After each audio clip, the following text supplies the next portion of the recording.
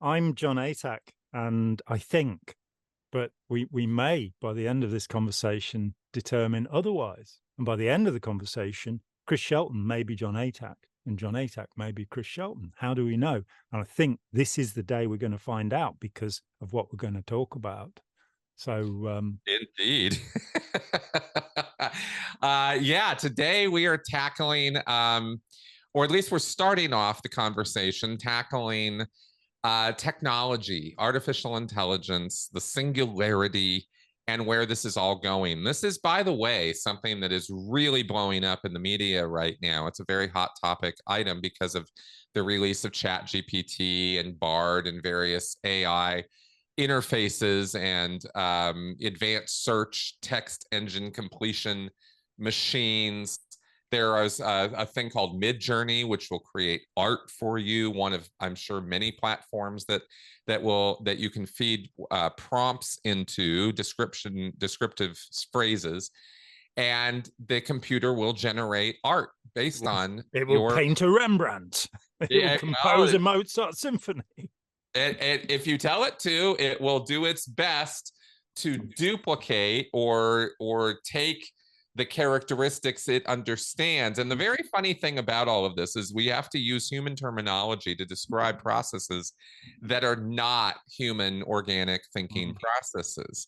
They are simulated processes, or they are processes that attempt rather to simulate in some ways the way our brains work. And so I thought maybe we might want to start because this was something I needed to be clear on, and maybe other people do too, is they've heard this term, the singularity. We're approaching the singularity. What, with a big capital S, and Peter Thiel is obsessed with creating the singularity. What is the singular? What is this? Well, I looked it up. The technological, I'm just going to read from Wikipedia. It's something everybody can look up. Okay, this isn't the be all end all of this, but this is just a description. The technological singularity is a hypothetical future point in time at which technological growth becomes uncontrollable and irreversible, resulting in unforeseeable changes to human civilization. That's, in a nutshell, that's the singularity. Yeah, I mean the idea in its origins, it comes from Silicon Valley, I think, and the Terminator, the movie, does actually deal with potential consequences. And one of the developers of virtual reality, Jaron Lanier, who is a remarkable, brilliant man, became a heretic. And more than a decade ago, started saying these people really believe that the singularity will solve all humanity problems. And it's sort of it's teleological, that in the future we will have created God and it will do everything. And the Terminator sits at the other end of this idea that it'll go, why bother with these horrid creatures? Let's get rid of them. And right. I introduced the subject because a few weeks ago, I saw Big Bug, Jean-Pierre Jeunet, the brilliant creator of Amélie and Micmac and Delicatessen and so many other wonderful films. That this great film came on Amazon, and I watched it, and I was so interested, and this doesn't happen that often, that 3 days later I watched it again. And I thought, this is a really good, and I just suggest that people go and have a look at that, because here you have this very brilliant, eccentric mind, Jean-Pierre Jeunet, who is looking at this problem and offering some reflections upon what might happen to us if we're not a little bit careful. We can add to that there's been a petition recently on future of life. And it says, pause giant AI experiments, an open letter. It's been signed by Elon Musk, of all people, but 50,000 people to date have signed it. I'm not one of them. And there's a reason for that. And what they're saying is, let's see if we can put our spectacles on and see what they're saying. You're lucky you've got your specs on already. I have to put them on. Yeah, we have this idea that And let's make a distinction that we've been dealing with artificial intelligence for a long time. And this is when you go on Amazon and buy a coffee maker and it recommends 10 more coffee makers for you. Right. You know, that's really artificial as far as intelligence goes. Then we've got the kind of artificial intelligence agency, as I kind of think of it. Things like Facebook, you know, where Facebook, their data was sold to 45,000, I think it is, 40 to 45,000 corporations, harvested 5,000 pieces of information on every adult in the United States, according to Brittany Kaiser, who sold Cambridge Analytica to the Donald Trump campaign in 2015 or whenever, 2016. Yep. And so that's, I think of that, as I say, as the artificial intelligence agency, that, you know, your Alexa, your Siri. I wrote a piece called Little Sister is Listening to You years ago and published it, because if you are using Alexa, it is recording everything that happens. And this came to light in an FBI warrant years ago, where they said, and I don't remember which of the, whether it was Siri or Cortana, or, you know, I don't want to slag off the wrong people. It's like, you know, drink the Kool-Aid. It wasn't Kool-Aid, it was Flavor Aid. And that was the best marketing thing that Flavor Aid ever got to. We'll get rid of Kool-Aid. Well, so I don't remember which it was, but a murder had been committed in a room where there was one of these, a member of the artificial intelligence agency was functioning, and they got, you know, I'm glad if the murderer was convicted, that's a good thing. But the idea that we're being watched all the time, being recorded, that's within AI. What we're now headed towards is artificial general intelligence. Right. AGI. That's right. That's the big goal concept that is being discussed so much now in the media, is the differences between the level that you're talking about and this more generalized, you know, independent, creative decision-making machine intelligence, I guess you could describe it as. Where the idea is that you wouldn't really be able to tell any difference between that and you and me. And yeah, absolutely, that it would pass the so-called Turing test, that in talking with it, you wouldn't know that you were talking to a machine. And in fact, machines have already, you know, for me, the Rubicon was crossed when a computer was first able to beat a world champion at the game of Go. Right. You know, when Deep Blue beat Kasparov.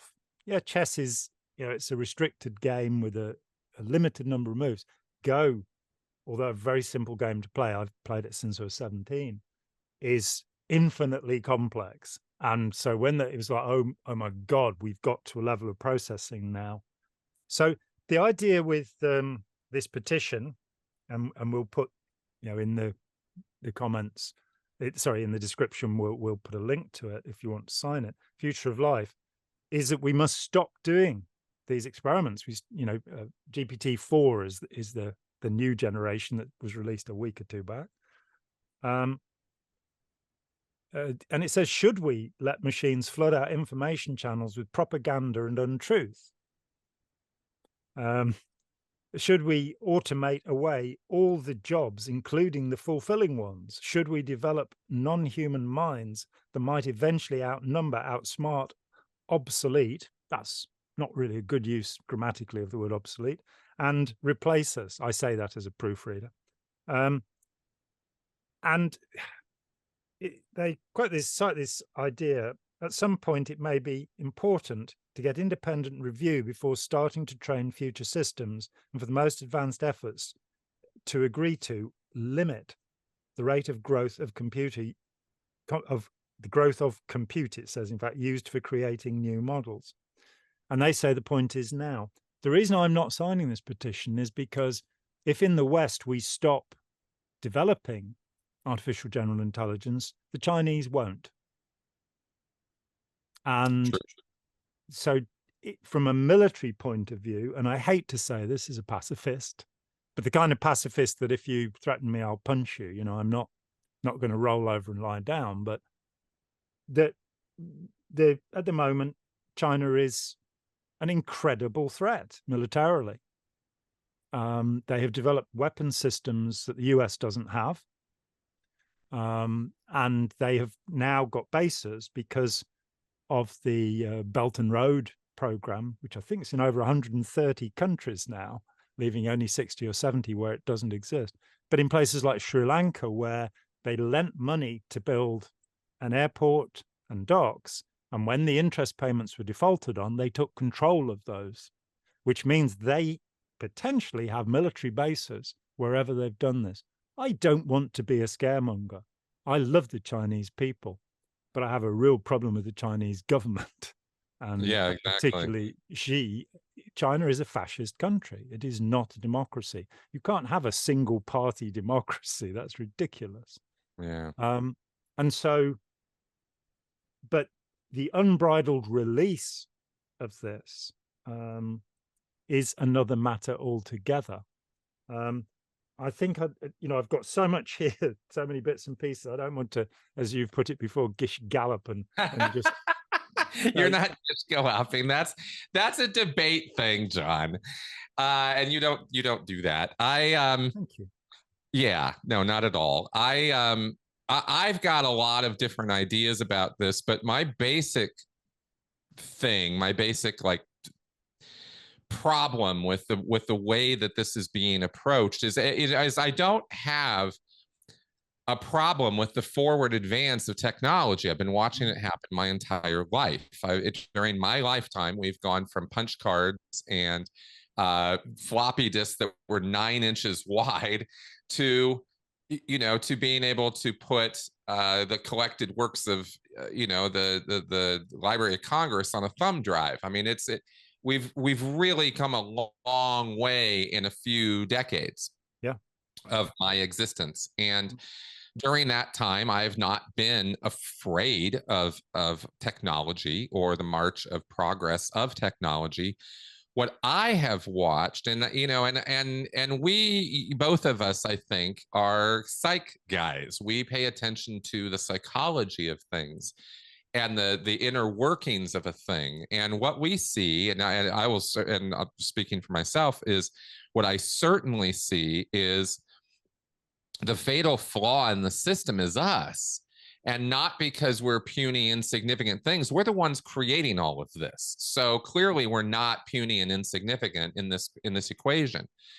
What is difficult about human nature and about the human march of technology is the historical context of it is that we always get our eye on a prize and we rush headlong in competitive spirit to get that prize. And we don't ever stop and think until after the fact of having it, what are the unintended consequences of this technological advancement? And we can walk this all the way back to the longbow and the crossbow and the use of gunpowder for guns or for projectiles. We can, to the atomic, the development of atomic weapons is the most modern cautionary tale, but all of this is a cautionary tale in history. And that's us. That's our psychology. That's our ego. That is our social hierarchy and status and trying to climb the status ladder. And that is trying, honestly, to build the better mousetrap, to build the better thing, to make, the idea, the sort of pacifistic, maybe after the fact, I don't really know, but the pacifistic approach to building the atomic weapons or to building the crossbow or the gun was make war. Oh yeah, dynamite, right? Make war too terrible to be fought and it won't be fought. Well, that didn't pan out at all. Because not all human beings are on the same pacifistic page, nor are they even on the same cognitive level. You take madmen, authoritarians, these are not bright guys all the time. And yet they can rise to incredible positions of incredible power and influence. And then they take the technology that comes out of this, all the best intentions, all the most altruistic dreams, and they turn it into something awful because that's a capability that human beings have. So it's not. So now we're in a place where we have a debate, a talk about, well, this is a developing technology. All of us, there's not a single intelligent human being I've yet run across who doesn't have some degree of trepidation about this topic. They're like, oh man, this could be fraught with an awful lot of peril. There could be real bad consequences here. And then we have the Peter Thiels of the world, right? The venture capitalists, the Silicon Valley magnates, and all of their developers. Mm-hmm. And they don't think about any of this. They just march forward. And that's that cycle. I don't see any reason why this is any different from any of those earlier times. Why can we not ever learn the lessons? That's what I'm most concerned about with this is, sure, it's inevitable. We're going to keep moving forward, fine. But why can't we ever stop and think, wait a second, maybe we should think about what we're developing and what are all the unintended consequences of where this could go. And that's where Jaron, am I saying his name right? Because I've only seen it in writing. Really smart guy. I really like his work. And for years, he's been decrying this. He's been saying, look, the internet has all this amazing potential and social media just turned it all upside down. It's not the internet that's the problem. It's that. And these other gurus and other people who aren't thinking the thought through. It seems to be a very core element of his arguments is, why are we not thinking all of this through? What are we doing? You know? So that's kind of my general approach or attitude about it, just to kind of lead with that. And yeah, what and where are you coming from on it? Well, I think there's a profound degree of magical thinking. You know, the idea that once we hand over to this superior intelligence, it will be nice to us. Yes. And yeah. I'm not sure that, I mean, there's so much in what you said. I mean, I can't help it. The Longbow and the battles of Crécy and Agincourt, in which my compatriots at the time defeated the French and took over the kingship of that country, which still rightfully belongs to our monarch. I think you'd probably agree if you studied. You know, so when Henry V and gave us a couple of great plays from Shakespeare. But in fact, this gesture, which is considered particularly obscene in my country and is taken to mean F off. In fact, holding two fingers up. Holding two fingers up to somebody. In a V-like symbol, yeah. It's like the American spin on it, the flipping the bird. But it's actually the English archers to the French going, I've still got my fingers, because what the French would do is cut off the bow fingers of the right hand whenever they captured an English archer before. So, you know, it doesn't mean what people think. It's actually a polite gesture to say, I can still fire my bow. And with some kinds of, you know, talking about the atomic bomb, Oppenheimer, of course, directed the Manhattan Project, very seriously changed his mind about what he'd done. And after Hiroshima, there's the famous "I am become death." That's right. Statement. Destroyer of worlds, right? Destroyer of worlds. Yeah. Quoted from, is it the Bhagavad Gita, from the Mahabharata, from Hindu scripture.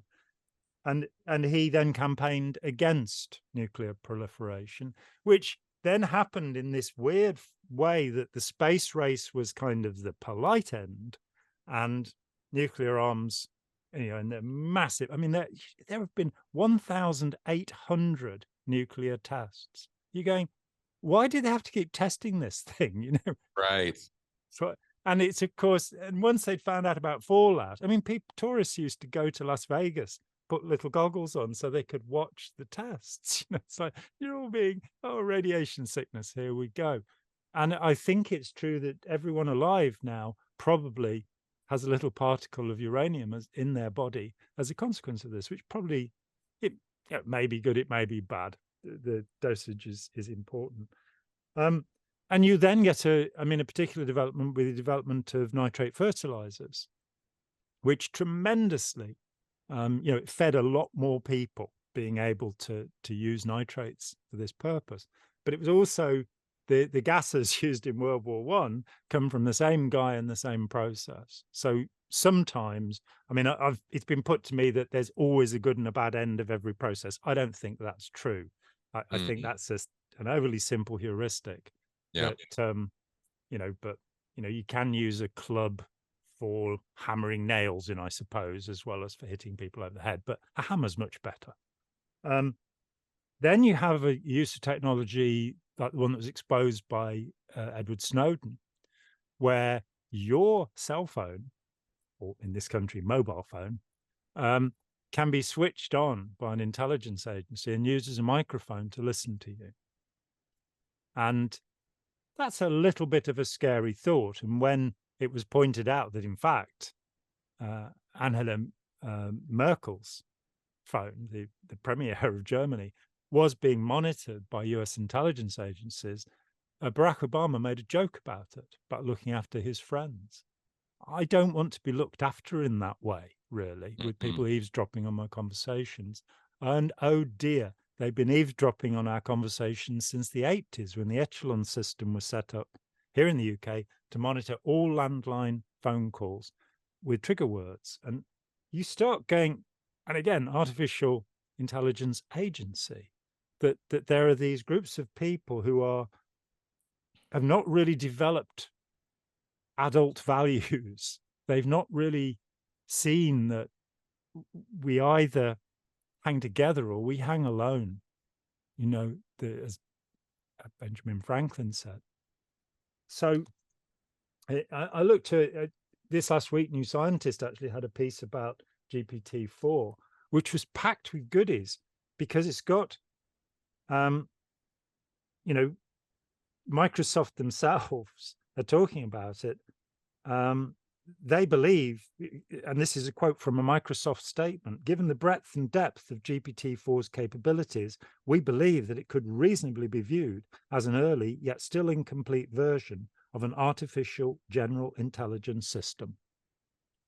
And we all saw probably saw the Chat GPT, its predecessor, which was only last month, getting into a fight with somebody over about what year it was, and telling them it's 2022, and I'm going to come around and beat you up if you keep, and you should apologize to me, you human puny creature. So we get into this thing where we're dealing with consciousness, and what is it we're looking towards? I haven't read it yet. I'm on my way into it, but I'm a big fan of the Cambridge psychologist Nicholas Humphrey. He wrote a book called Seeing Red in 2006, which was wonderful, which introduced me to this thing called the hard problem of consciousness. What is consciousness? What do we mean by it? And philosophers of mind have been going round and round for decades trying to work this out. And he says, I don't believe there's any necessary connection between intelligence and sentience. And he then goes on, Daniel Hillis has suggested that the World Wide Web has already become conscious, simply as a consequence of its complexity. Only it hasn't deigned to tell us yet. Could the World Wide Web be hurting? Do we have a duty of care towards it? Which the movie Big Bug does get into. Yeah, it's a little interesting series of unfalsifiable claims there, but okay. Has it already happened? I've seriously, and not joking aside, I have seriously considered or wondered whether we might consider Earth's entire ecosystem as a form of higher consciousness, and that's not original thinking to me. Gaia, yeah. Well, yeah, exactly, right. Could it be that we could consider or model or think about the entire all of life, the entire system, and all of the, even if we threw in natural processes that the planet itself engages in, could we consider that a kind of consciousness or a kind of life in and of itself that we are only a tiny part of, or a significant, maybe oversized influence of, but size wise and all that, right?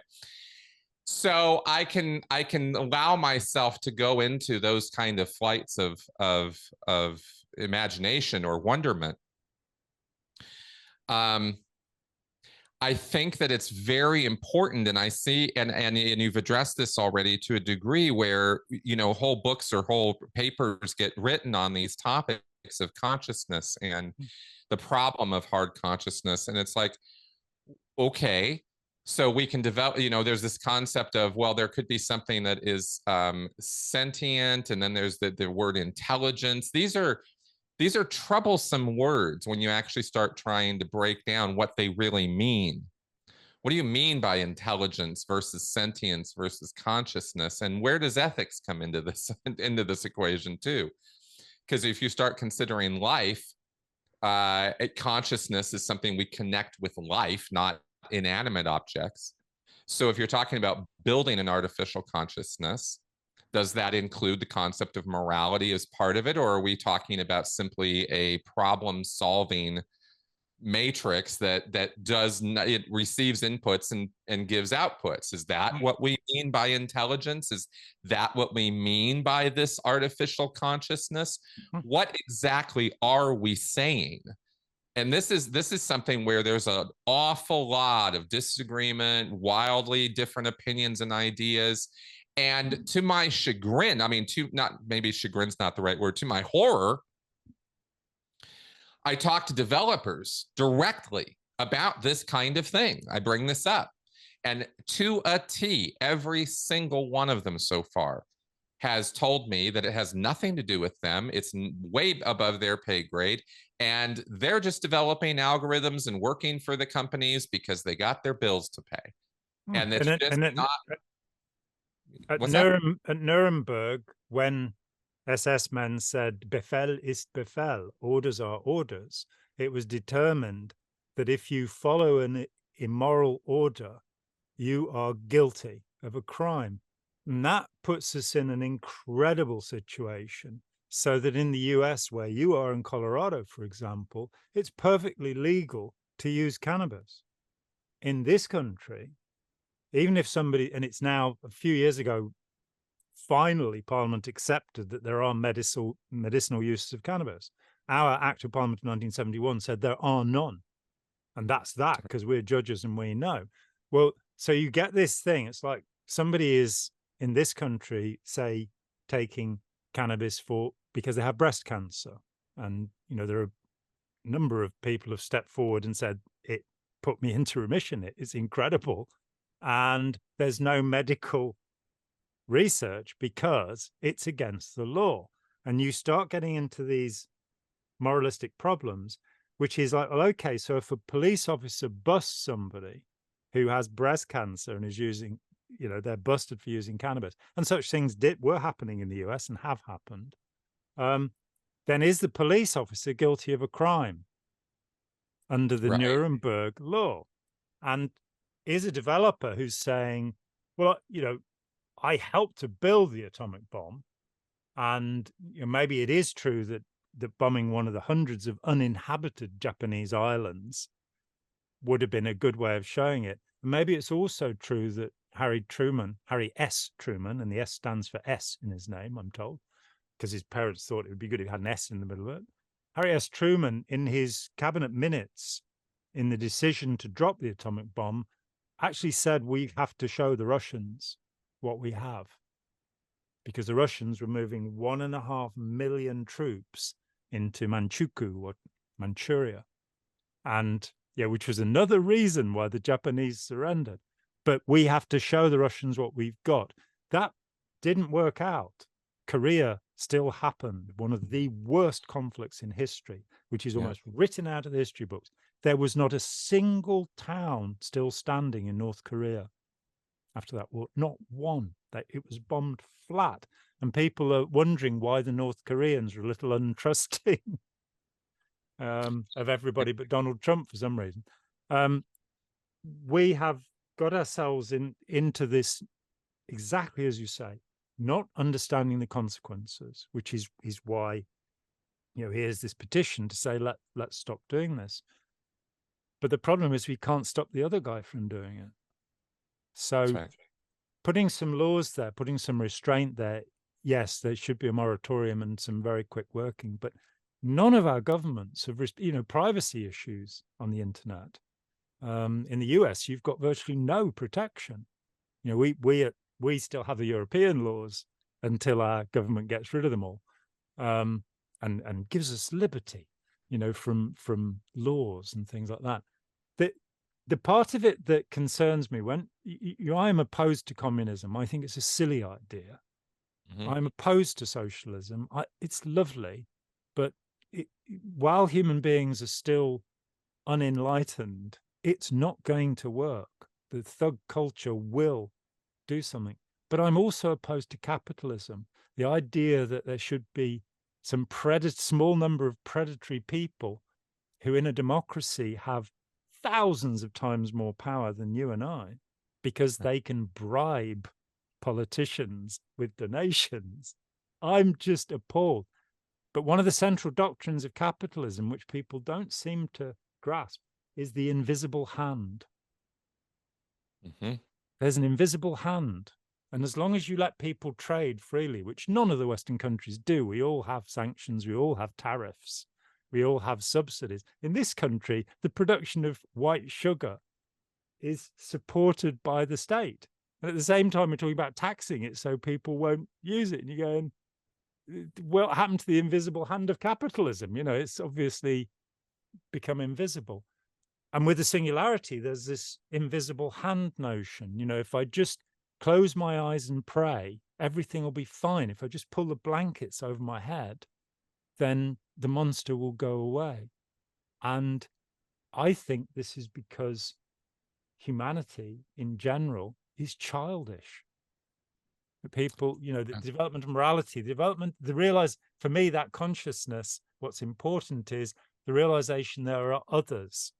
It's not just theory of mind that I know they're thinking too, but that for me to achieve satisfaction in life, there are two things. One is I like the pleasures of life. I do like chocolate. I admit it. I don't like sugar. So I eat 85% chocolate. It's fantastic, and it's also very good for you. It's very healthy food, chocolate. It's the sugar that's not healthy. But so the little pleasures, that keep us going, the little Phillips that perk our day up, that's fantastic. We need that. But if you point yourself at that thrill seeking, you will become debauched. You will pretty soon find that the pleasures don't work anymore. And well, that's right. We become oversaturated, oversated with things, and we've all felt or experienced that when we let ourselves go, and we're sick to our stomach, or we're spent, or we're otherwise, had too much sensation, too much overload. Yeah, and we've seen experiments with monkeys and baboons and whatnot, where you give them just way too much of this stuff, and eventually they just collapse. Yeah, and curiously, with monkeys, that there were some monkey watchers realized there were three types of monkey in this particular pack. There were ones that when they could get the beer from the tourists would just fall over. There were the ones that took the beer in moderation, and the ones that decided the beer wasn't good for them. So even among monkeys, there is some level of appreciation. I believe, however, that our happiness depends upon what we can do for other people. I don't believe in sacrificing ourselves to others' needs, so I fear that I have rather done that in my life. Yeah. And anybody wants to contribute to Patreon, I don't have a pension beyond my state pension, which absolutely does not cover my outgoings. But I do feel happy.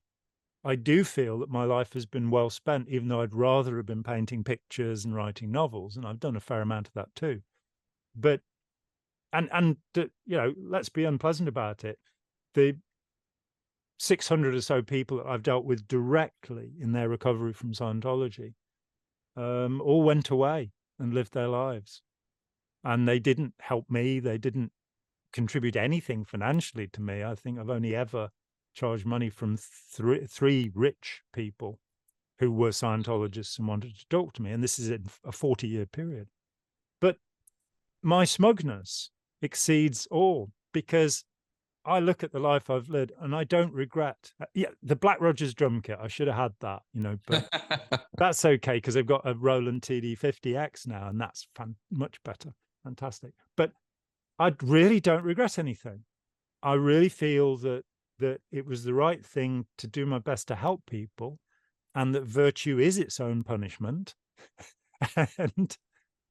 But I think that's what I discovered, that my satisfaction is partly the pleasure I take in the day, but partly looking at how can we do something useful for people, not convert them to our beliefs, not be missionaries and force them to give up, their, what happened in Tahiti, say, and so many other places where they had something close to paradise there, and then syphilis was introduced by the French. And yeah, exactly. Let me go take care of something really fast. Hold that thought. Surely. Okay, I'm back. Surely. Dog just started going crazy because we're getting a delivery, and I was like afraid that was going to get into the microphone. Normally, this mic is really good at not picking up outside stuff, but my dog starts going, and it's like, there's nothing worse than being in a podcast and hearing a dog barking in the background, Yeah, well, Benson is Benson. What can we say? Benson is Benson. That's right. He's guarding the house. I don't begrudge him his instincts. It's just the timing. Yeah, I have a cat. Yeah, our cat used to be a lot quieter. But not anywhere near the emotional support that I get from Benson. I'll say no, cats are narcissistic sociopaths, but she is very beautiful. What can I say? And when she does occasionally purr, you feel. Actually, her brother, you walked in the room and he'd start purring. He was an emotional support animal. He was wonderful, but sadly he is gone. Yeah, so I think the development of conscience is an essential here, that there is a real problem, that if you try and develop a logic engine, something will do the most logical thing. This, the mythology of the split brain, that because of Gazaniga's work in cutting the corpus callosum in grand mal epileptics to stop them from having fits, and this perverse idea, which I believed for a while, because it was so popular, that there are two people in here. There is, the left side of the brain controls the right side of the body, and vice versa, and that one side of the brain is calculating and analytical and without emotion, and the other side is the soft, nice, lovely side. And the point is that you'll only find that kind of thing if you split the corpus callosum. Otherwise, we are integrated systems, and it's all functioning together. Some people are phlegmatic. They don't seem to have much in the way of emotional reaction. There are only a tiny amount of them. One set of people are fearless and will, they really don't care about inflicting pain on others. And we call them psychopaths. And they're quite dangerous, but I don't think they are the cause of evil. They are the cause of some evil. But I think that it is people who have swallowed the authoritarian mindset, which is either believing they are God's gift and that whatever they have to say is the right thing, with or without evidence. I mean, it's watching Boris Johnson, the parliamentary hearing about whether he'd lied deliberately to Parliament about having parties during lockdown. And he starts trying to tear a strip off the head of the committee, rather than responding. It's said that when he was at Eton, the headmaster, in fact, the letter's been read out, so it did happen. The headmaster wrote a letter saying that he'd been brought in to be reprimanded for something he'd done wrong. And he was just going, no, why am I not head boy? Why am I not head boy? So people like him, people who believe that they are entitled to be in charge because they believe they have a superior intelligence, and they don't, they really don't. So that's the one type of person. And the other is the people who believe them. And that, as we've talked about this before, about 60% of the population Yeah. Just like, well, I don't know, my opinion's not valid. I'll do what Himmler said, or whoever their guru is. The development of personal conscience, growing up to be an adult, developing a self, means that we have to be making moral decisions. And that's been abrogated in the technical field. That, as you say, it's not a problem of technological development, it's a problem of what it's going to be used for. And the cynicism, I'm protecting my country, therefore. So, the MK Ultra experiments, where one of them was having prostitutes give LSD to their clients and watching them. And the guy who ran the experiment had a two-way mirror so he could sit and watch this happening. But he decided he didn't want to miss a minute of it. So he actually sat on a commode watching this. And then, as far as I'm concerned, if you want, to have one little metaphor for what is happening in our society, it's the government giving us acid so it can look through a two-way mirror while shitting. That we just seem to be, what the hell are these people doing? And I don't care whether they're Democrats, Republicans, Tories, whatever. Where is the morality? And is it possible? Because if it's not possible to have moral politicians, you can forget about having moral AI. Well, exactly. And I think you're nailing the exact crux of the problem. I mentioned a few minutes ago how I have interacted with developers who write these systems, who talk about this stuff or follow it avidly and are very big proponents of it. They want this singularity. They want this thing to happen as quickly as possible. And you try to introduce these concepts to them and they look at you. It is the weirdest feeling because they will look at you and they're, it's almost like this little head tilt happens and they look at you and go, why is that important? Yeah. But I don't understand why you're even bringing that up. Or you get the other response. We talked about the magical thinking where it's like, oh no, that'll just sort itself out. That'll just sort itself out. That's not something we have to worry about. Consciousness and ethics and morals and decision making. No. That'll just sort itself out. It's so whistling past the graveyard, for lack of a better term to come to mind right now. I'm shocked and appalled when you face it head on like this, when you bring up what I consider to be intelligent questions about the very core principles that you're designing, and they blow you off and say it'll either take care of itself or it's just not important. We don't have to understand those things. They're not part of this equation. You're almost left dumbfounded. You're just, how can you be so fucking stupid? How can you, who are so smart, you spend years going to school, you spend years digging into the intricacies of bits and bytes and modeling and neural networks, and you're a moron. You're an ethical moron. And the reason I say things like this is because these people can't even define what ethics are. And they're trying to build systems that we are very concerned about the ethical framework in which these systems will be making decisions. How do you program in ethics? Because ethics is a byproduct of an organic process of social hierarchies and emotional responses and the need for social interaction. Computers don't have those things, and they never will unless we program them in. And we already see in Chat GPT 4, the latest and greatest, such overt bias already being programmed into these machines. You can tell a joke about a guy, about a white male. You cannot tell a joke about a black female. Or even a white female. Or any female, yeah. It won't let you. It literally won't let you. Why? Because somebody made that decision for it that it can't. And you have to trick it. You got to walk around it and work around it. And what do human beings do? We constantly push at every single weak point in these systems. Some people out of malice, but most people out of just dumbassery. I just want to see if I can do it.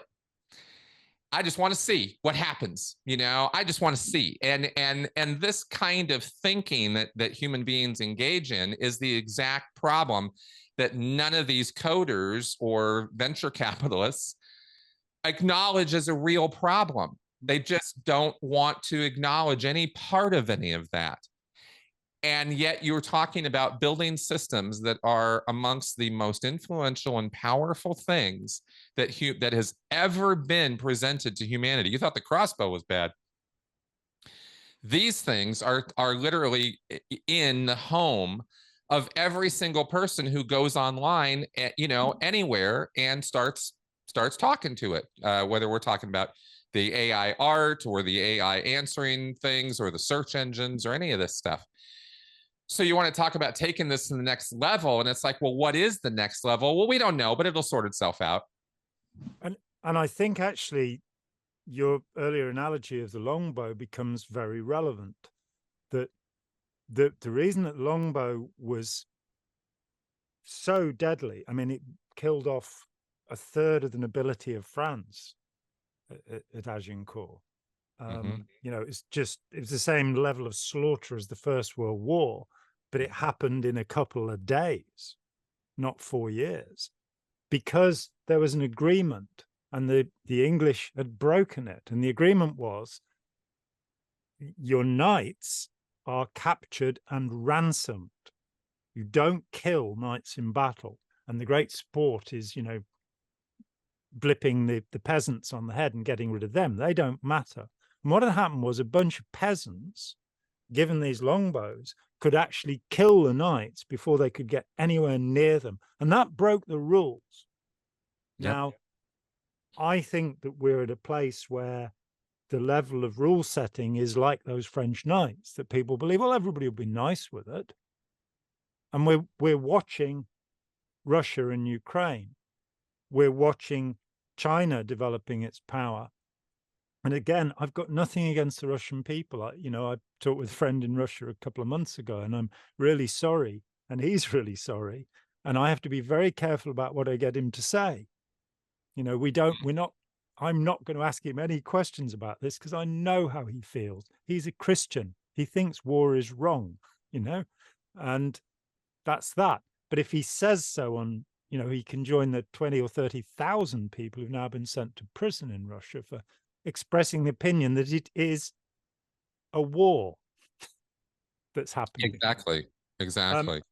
And so, where this goes in the future, I can only see that by people becoming individually responsible, by people complaining about the things that are wrong, voting in politicians who will actually aim at us not destroying all life on Earth, that it becomes a personal responsibility. It becomes, how do I behave? Do I leave my lights on and then complain about, somebody being ecologically unfriendly? Do I overuse energy? And of course, that will shift. There could come a point where we can actually get the photosynthetic process and use it. And once we've done that, then the amount of energy we use won't matter anymore, because we won't be reliant on wind turbines and solar and what have you. If we were smart enough to do photosynthesis, like just about any plant can, and you don't have to be smart for that, I guess. The differentiation that Nicholas Humphrey makes in the book Sentience is between cognitive consciousness and phenomenal consciousness.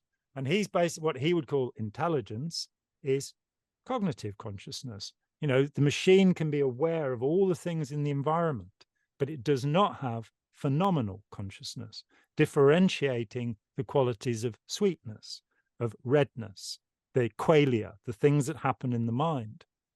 And we're getting to a point where if we're to get to artificial general intelligence, machines are going to have to some extent, discern qualia, which is where the movie Big Bug becomes very relevant.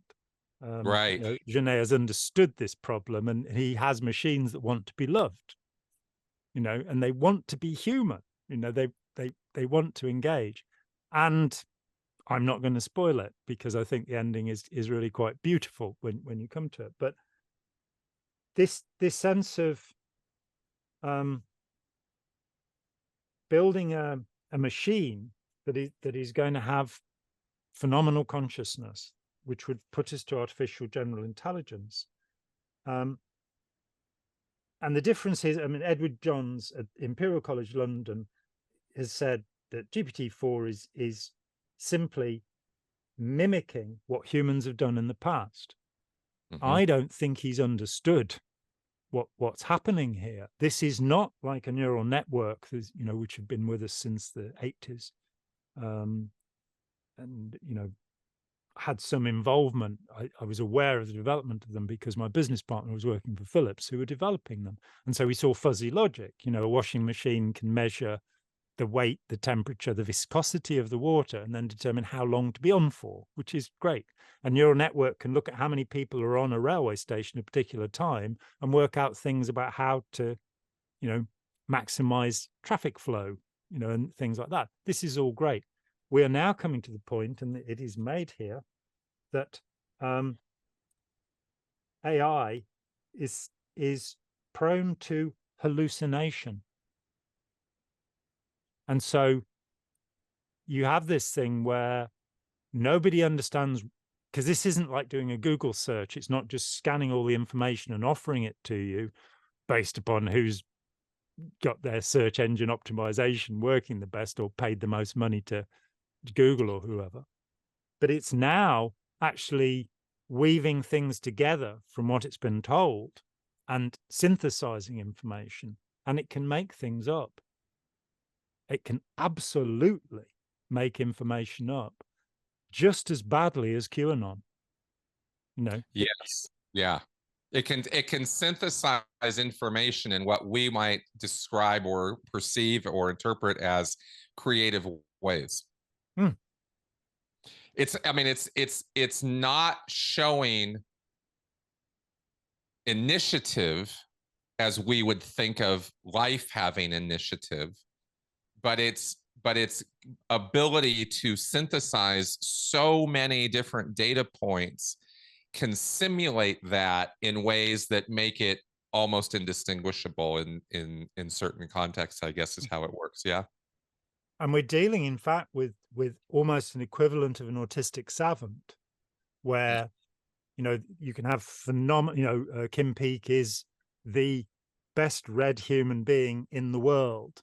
You're into the tens of thousands of books that Kim Peek has read, one of the inspirations to the Rain Man, of course. And he can remember accurately 98% of what he's read. And he reads the left page with the left eye and the right page with the right. And you can watch him just turning, and yet tying his shoelaces or feeding himself. No. And so I think that we've come to a place where, so I love the idea that there is no self, that the self is the 200 brain regions interacting to make this thing. And I wrote a little bit about that in Opening Our Minds, that you're dealing with something that's so magnificently three-dimensional that somehow functions in real time. I don't have to think particularly about what I'm going to say. And many people would say, I don't think about what I say.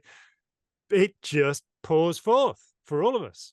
And that to me is just the most, miraculous process that somehow this thing is doing this. But then you have the sense of certainty, this thing that, William James, founding father of psychology, and a founder of the American and British Societies for Psychical Research, also interesting point. But nonetheless, that he puts forward this idea of noesis, this idea that we have feelings of knowing. You saw me at Toronto give the same example I always give. Bible basher tells me, I don't understand the Bible, but I know it's all true. What do we mean by knowledge at this point? Right. I don't understand it, but I know it. I can't get with that. But it's how we all behave. That feels right to me. I will have cognitive dissonance if somebody suggests that my belief in, the radishes in my garden having magical powers is wrong, because I know they do. I know they're watching me. That this kind of madness that we experience in dreams. I mean, I'm very interested at the moment, the Ganzfeld effect, which we've talked about before, where sensory deprivation means that you start getting feedback signals. So if you sit and stare at something, meditation, mindfulness, training routine 0, then you'll start to hallucinate if you have a functioning brain. If you don't hallucinate while you're doing that, there's probably something wrong. But what's happening inside the brain is that rather than having the alpha and beta or beta, depending American or English, waves, alpha or beta waves going on, you've got theta or theta waves going on.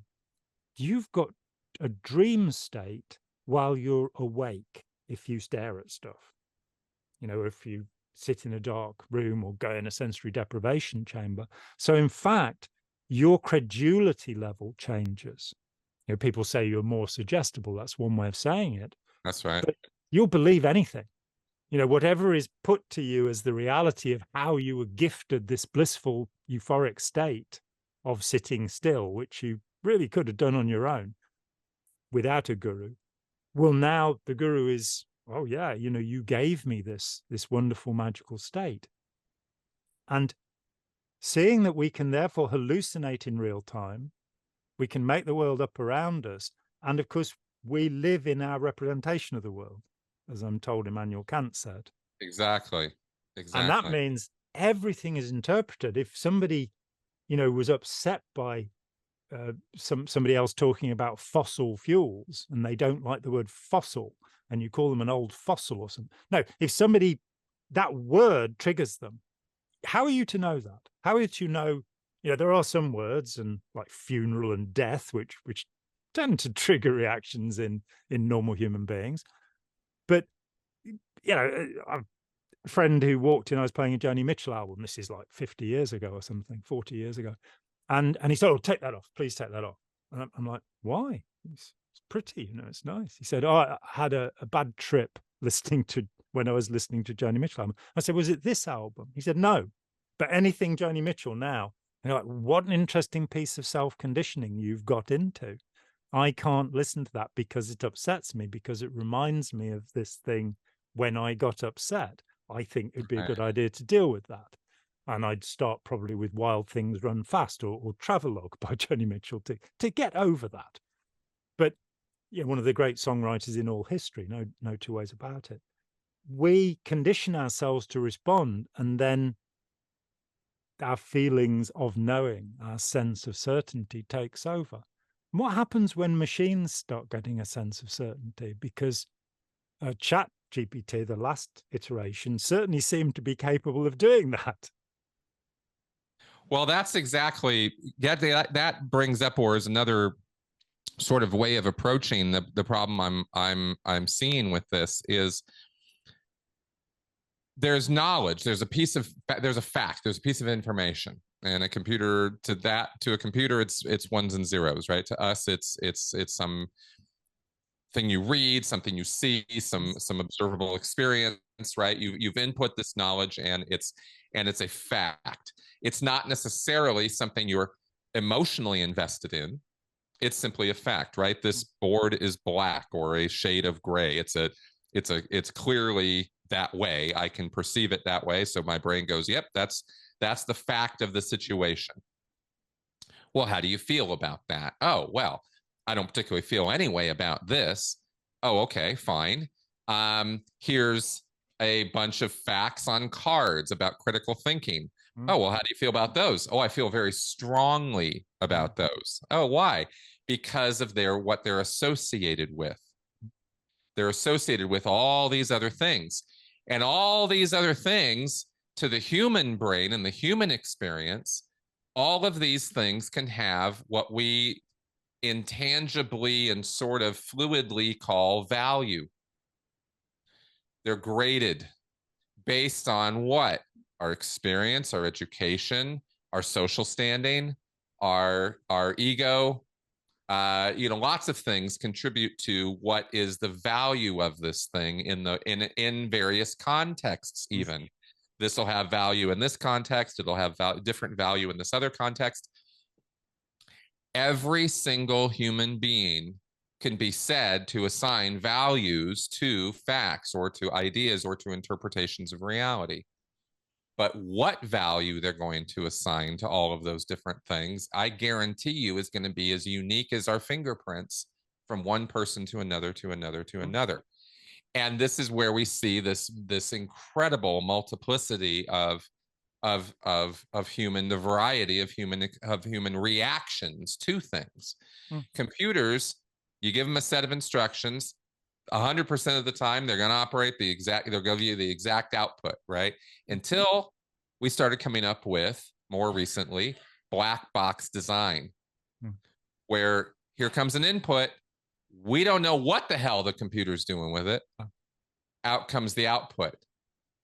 And again, I have to say, the idiocy surrounding this black box design concept, this is a debated, argued point in computer science. And I don't know that a single psychologist has ever weighed in on this stuff, or that they even bother to ask, because it's so obviously clear that if you don't understand the process by which that machine is coming up with its output, how can you ever fact check it reliably? How can you ever understand how to use that black box to integrate with other black boxes and have any conception whatsoever of having control or predictability over what the outcomes are going to be? You're going to have as little ability to predict the outcomes of a system you put together like that as you will to being able to predict the outcomes of a random assortment of people who you ask questions to. That's what we call surveying. We do it all the time. Why? Because we're so wildly unpredictable that you never know what you're going to get. And the time and the place, the context, the events surrounding your surveys are going to have everything to do with informing the results of that survey. A survey you do in 1850, that same survey in 1950, that same survey in 2050, going to be completely different results based on who you're asking and when and why. You're going to get that same kind of variety using a bunch of these black box concepts or mechanisms, and you're not going to understand or be able to predict any of it. And you think this is the way to go about designing systems that are going to control and influence the lives of every person on the planet? Are you out of your mind? And this is the race with which we are, this is the people with which we are competing, where we're talking about here, where we're like, what are these guys doing? It's irresponsibility to a level that is almost impossible to comprehend, because it's so willfully ignorant of what it's doing. And, and I'm shocked that this is even like, that this is such a actually, I shouldn't say I'm so shocked. I'm just so disappointed that this is where the public discourse is at. If you go as deep as you can get into it, it's, well, I don't think it's going to be that bad. I don't really see the problem here. This is kind of the level of discourse on this is depends on who says it. Oh, this is the CEO of the Chat GPT company. He must know what he's talking about. And you listen to these people, and they're talking like how we're describing. They are completely whistling past every problem that exists that they kind of, sort of, maybe kind of acknowledge could possibly be a problem. But, it'll sort itself out. What's the problem? No big deal. Absolutely the authoritarian mindset. Yeah. And one of the expressions that I remember from the days of development of computers in the 70s was GIGO, garbage in, garbage out. And if you don't know what's going in and you don't know how it's being processed, and this brings us to Boole and Boolean logic, this idea in philosophy initially that you can create a logical way which is mathematical of solving all problems. Now, it proved to be useless in determining human problems, and it's the basis of computing. Exactly. And it's almost religion and science in terms of the apples and oranges of it. and somehow these guys have the idea that we're gonna use.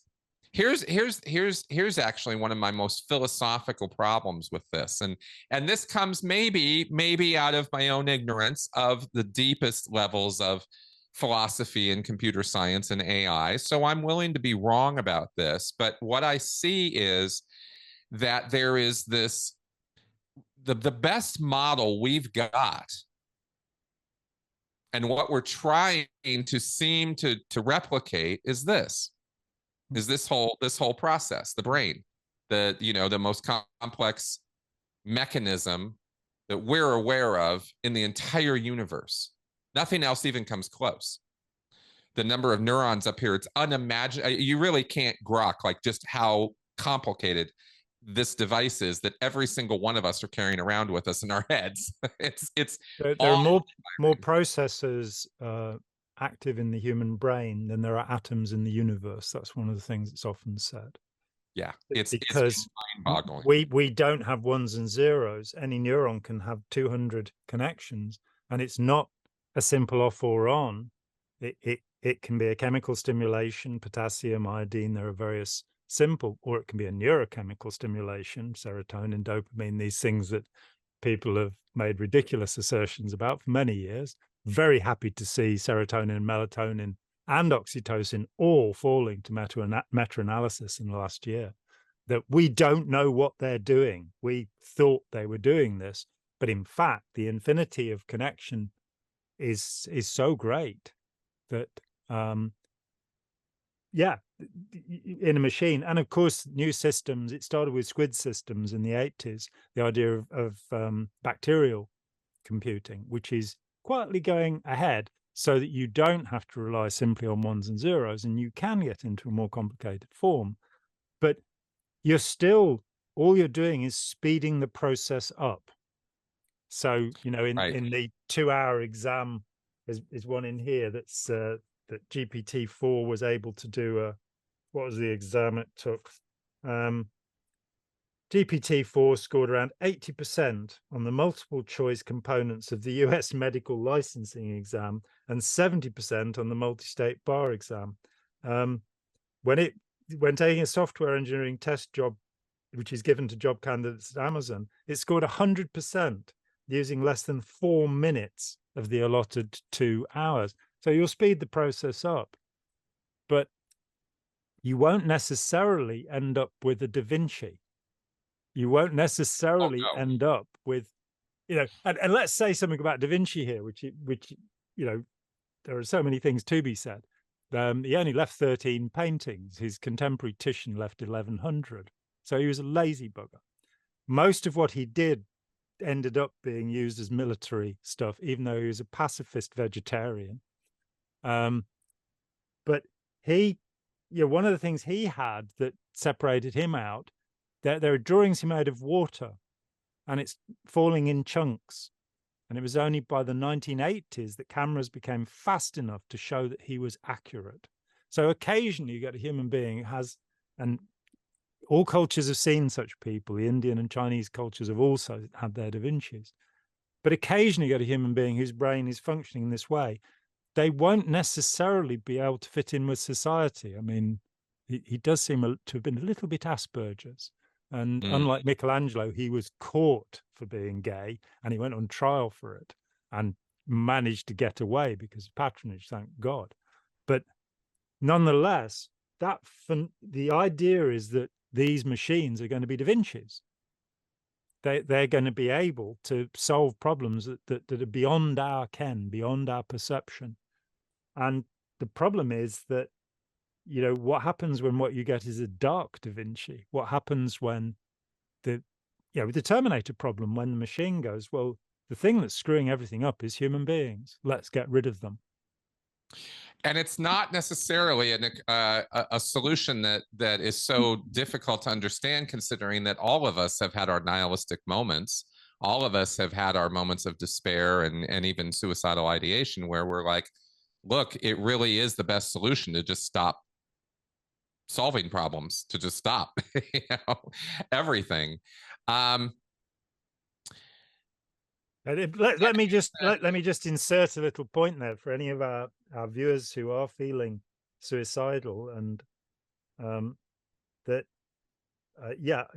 as I was under a severe attack and pressure for many years, suicidal ideation was something I lived with for years. That, like, I'm being sued, I'm being harassed, I'm being followed, my friends are being turned against me, and doing horrible things to me. What is the point? That people I help have no concern for my well-being. What is the point?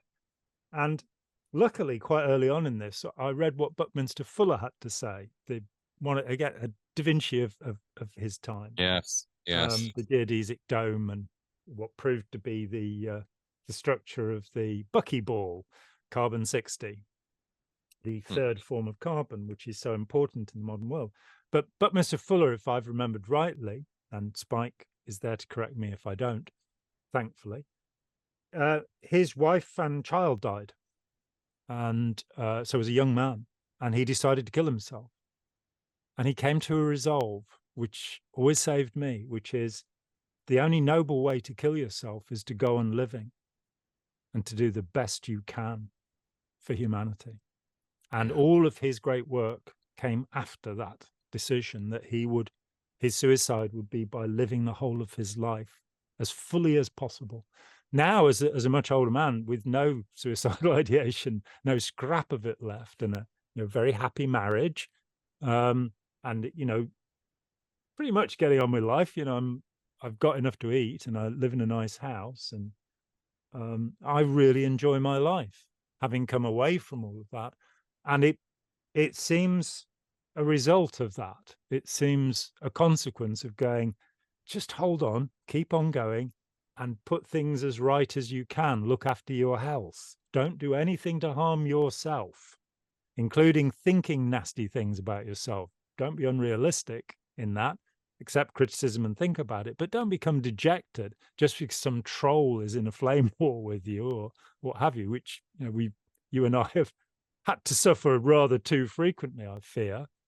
When you feel that way, just pick yourself up, dust yourself off, and start all over again. So that's just a little note for anybody who's watching this. We live with pain and we live with distress. But as Schopenhauer said, having proven philosophically that life is a waste of time, I am now going to tell you how to be happy. And he wrote this little book about. Yeah, okay. Exactly. And his solution, quite simply, and you don't need, it's a short book, and the only one by Schopenhauer that I've read, because the rest are just like turgid.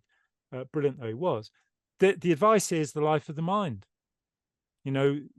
Use Stephen Hawking as the example of a successful human being, somebody who can just twitch one muscle, but was not unhappy, because he lived in his mind and made incredible contributions to humanity. The first theoretical proof of the Big Bang while he was still a student. What happens if two black holes collide? Can energy come out? Incredible.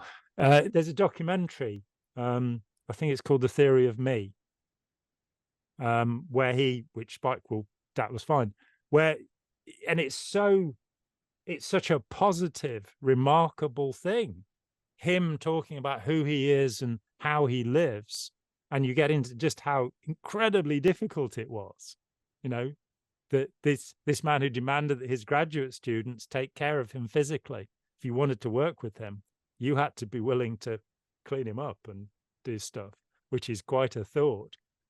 But he pushed physics forward, and is the Einstein of his generation, really, the big name of science. Absolutely. And so it's not about the loss, it's not about the despair, it's not about the pain. It's about having the life of the mind and having friends, having contact with people. This seems irrelevant until we bring it back to what happens to the computer when it realizes it hasn't got any friends. Well, I'll tell you, you're absolutely. I was sort of exactly where I was going to go. Is you go, okay, So all these idiots who are madly racing to, you know, try to simulate this and try to simulate this and us, because I point to the brain, but the fact is it's a complete The system. mind. It's the whole thing, right? And when you talk about a mind, you're talking about the whole body. I mean, you've got this whole neural network down here in your gut as well, and you've got, you know, you've got the whole system, and the whole I system. think the mind goes into the environment as well. Well, I was I going to think say that, you know, it. it's great Yeah, fun. exactly, because it's hard to tell, you know, in a conversation like this or in any kind of social interactions, where do I end and you begin when we're feeding off each other, and when your thoughts are inspiring mine and mine are inspiring yours, and the back and forth that everybody enjoys in podcasts. What's that all about? Well, it's all of us kind of collectively minding, you know. So these are not just philosophical questions that kind of sit in an ivory tower and people can wonder how many angels are dancing on the head of a pin. These are questions that are of very, very important priority to understand if you're trying to replicate this. And we only want to replicate part of it, and then we say the rest of it will take care of itself. And you're like, no, that's not how any of this works, bozo. You know, this is a predictive device, the brain. It's trying to predict. It's not just trying to calculate. It's not an HP calculator. That's not what's going on up here. These answers only have value to the degree that they predict what's going to happen next. How can I get out of the way of it? Well, yeah, and our computers, our AI trying to do that? Do they even understand that that's what drives intelligence, that's what drives life forward? I don't think they do. And every time again you try to bring this up, they just blow you off like you're an idiot. It's mind-boggling. So let's say, and given the vast complexity of this neural network or this system, I think we're still years away from even coming close to replicating even a small fraction of what's going on in our gray matter. But let's say that some kind of big breakthrough happens, and somehow either through some collective server farm of, you know, a vast resource, an emergent property occurs, and this thing called consciousness or self-awareness suddenly were to emerge out of this system.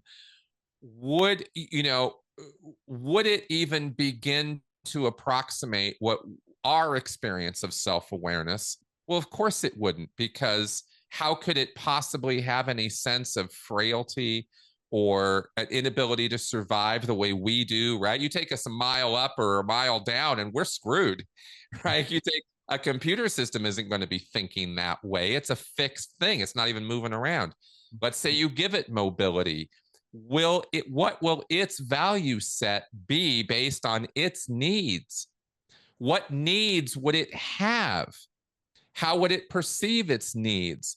We're talking about a system of a form of life that's inconceivable to us, because its operating pattern, so to speak. I struggle for words here. You know, I don't want to get weird. It's operating matrix, right? But like, what is it that it values? What is it that it sees as important? What is it trying to predict? Is that even part of that system, or have we created a whole different kind of life that operates on a set of principles that we would not even be able to comprehend, because the very model of its existence is so different from what our model of existence is? We do not have infinite longevity. We do not have imperviousness to our environment or to lots and lots of other factors that the computer system, it's just not going to have to worry about those things. It doesn't have to feed itself. It doesn't have to worry about the problems of relationships, right? We do. So if we model all of this after us, but we're only halfway successful, what does that look like? Rutger Hauer in Blade Runner. That's what it looks like. You know, I have seen the death of 1,000 stars. That incredible dramatic moment. Yes. I just, you said collectively minding. I just love that. That's the most poetic thing I've heard. We are collectively minding. Let's do that. It's great. And will AI come to the point where it appreciates music? You know, will the computer the Singularity go offline and collapse everything so it can listen to, I don't know, Sibelius's Seventh Symphony, Right. which is a very good thing to listen to. And can its logic, you know, one of the thing that attracted me to Ron Hubbard and Scientology was the book Science of Survival, which is the closest to sensible that Scientology ever gets. And of course was written by Richard DeMille from Hubbard's little notes, his little green discs of alcoholic reverie. But at the end of it, he lifts Count Alfred Korzybski's infinity valued logic, which I never saw anywhere else in Scientology. But you've got the will of God, then you've got right and wrong two valued logic, and then this infinity valued logic. And of course, you eventually realize that Scientology is the worst form. It's the will of Ron. That's you right. know, if to be totally self-determined, you have to do exactly what I say. But that infinity valued logic that is the complex process that the human mind can almost cope with, that we can see it's not black, white, or 50 shades of gray in between. There are at least 80,000 colors. That's what I was taught when I was at college. I'm told there are more now. But that the normal human eye can differentiate 80,000 different hues, chromatic values, shades, tones, what have you. And it means something to us. The other movie that came to mind was George Lucas's first movie, THX 1138, which I think is a masterpiece beyond anything else he did. I really do think, you know, it's an incredible film, though very simple. He made a student project of it, and then Coppola funded him to do it. And there's a point where the protagonist, who's a little bit desolate, sits down in the therapy machine. And the machine, I haven't seen this for 40 years, but it says something like, "You are one with the people." And it just keeps pouring out these sort of truisms, and then offers him a pill, which is, I can't remember if it's a blue pill or a red pill, but don't take the pill, people, just don't take it, whichever one. Right. But that sort of idea that you could reduce a human being to that, or the soma of Aldous Huxley, that's right. We are wonderful. You know, my mum, who's a blessed creature and quite marvelous and very straightforward in her thinking, unlike me. And she'd quote this thing, you know, it ends with "only man is vile," you know, about how rotten human beings are. And I'd kind of go, well, male tigers will eat their own young, so it's not just us. But the other part is Gothic cathedrals, Rembrandt, Da Vinci, Rodin, the Sibelius, Stravinsky, Duke Ellington, you know, Jimi Hendrix.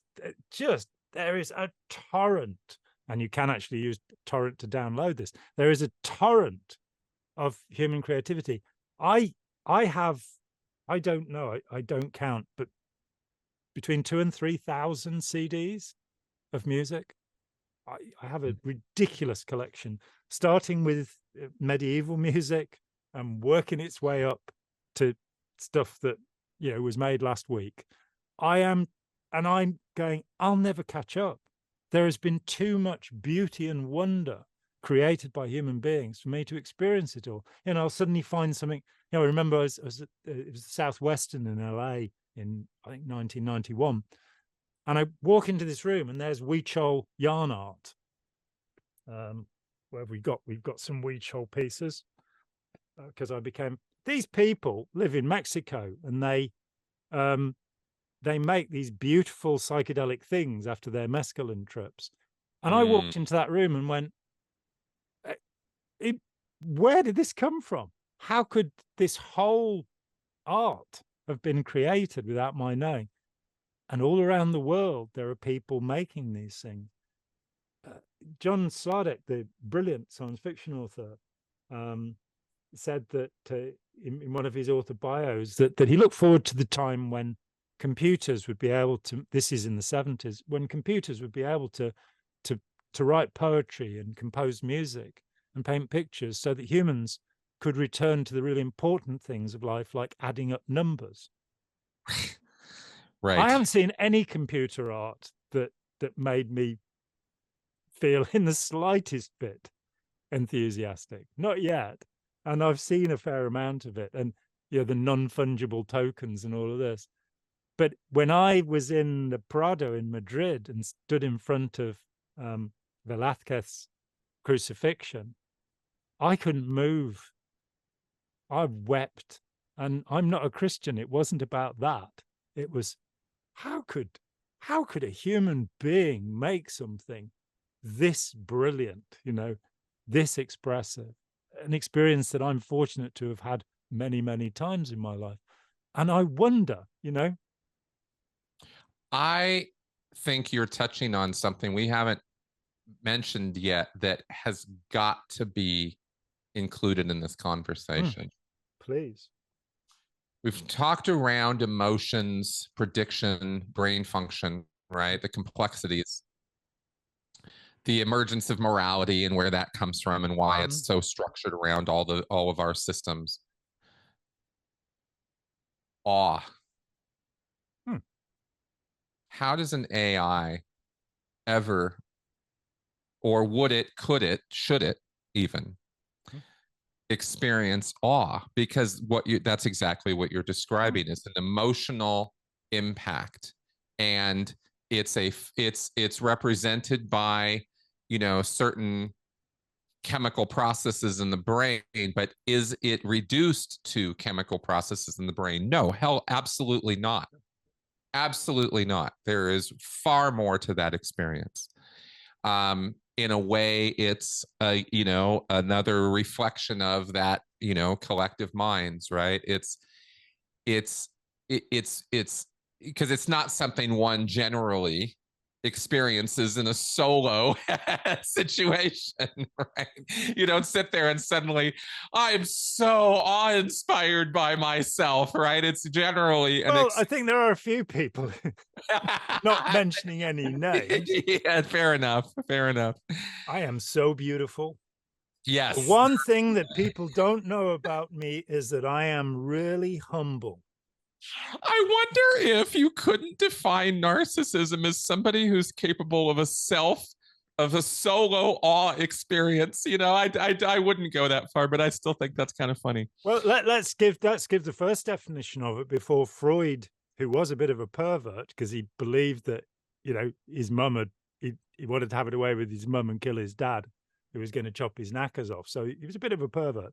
But he took Havelock Ellis's definition of narcissism, which I think is absolutely accurate. And I think we talked about this before.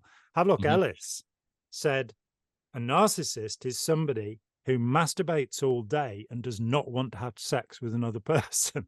And I think, and of course, the people, I think have agreed on Eric Fromm's definition, where he dismisses Freud and says, no, a narcissist is a person who does not feel love and who needs adulation to feel that they have a self at all. And the wider problem is, which he does touch on, that's the majority of people. Some of them are malignant narcissists, and I'm really into this at the moment, this new classification that I'm developing. Some of them are benign narcissists. They don't hurt us at all. And some of them are benevolent narcissists. So Elton John, David Bowie. I was watching a documentary about Taylor Swift, and I tremendously admire this woman. I don't particularly like her music. It doesn't appeal to me. And it would be a bit pervy if I was watching a young woman displaying herself in that way, I think, and that doesn't really interest me. But I think she is an incredible talent, just phenomenal talent.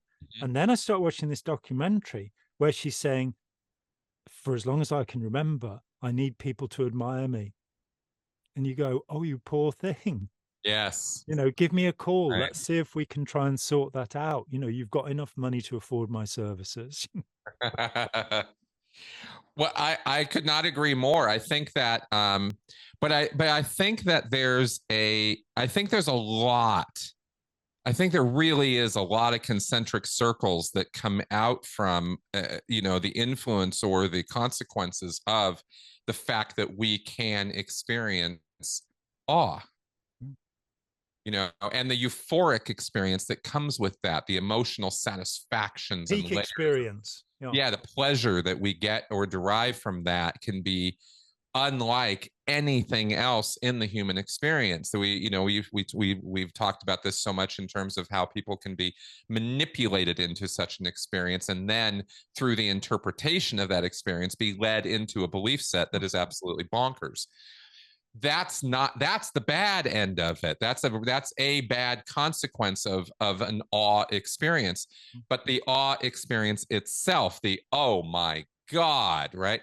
That is almost universal. I would say, I don't think it's any stretch to say that's almost universally the goal of living, you know, is to have those kind of experiences, because are those not the instances or memories that we cherish, that we hold on to? And for addicts, are those not the experiences that they are continuing to chase after?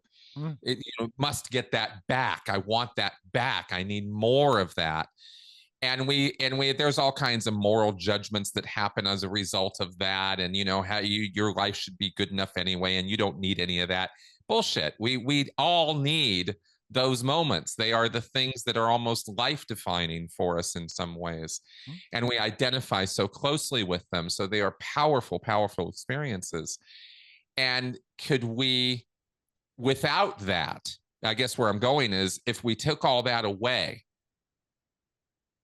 would we not have the 1984 life, the experience of drudgery and nothing, and there is no value, there is nothing to look forward to? You can predict a life of utter mediocrity and slavery, because you're going to take all those experiences away from people and say they are not important, aren't valuable, and you don't deserve them, or you don't get them, or they're not even, or even worse than you don't deserve them is you don't need them.